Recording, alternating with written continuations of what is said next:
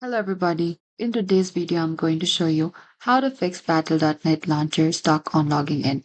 If the Battle.net launcher is stuck on logging in, this cause is usually one of these Blizzard server issues, corrupted cache files, network problems, firewall or VPN interference. You need to try these fixes in order. So firstly, you need to check the Blizzard server status.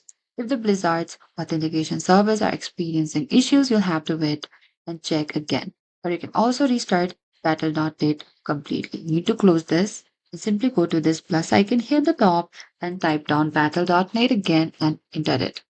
And after that, you need to try logging in again. And you also need to disable VPN or proxy. Blizzard login can fail if a VPN or proxy interferes. Disconnect your VPN. If you're behind a proxy, you need to disable it temporarily. If nothing works, the last step is to restart your computer. You can open your Windows and select this power icon here and select restart, and that is it. Thank you for watching this video. I hope this video was helpful.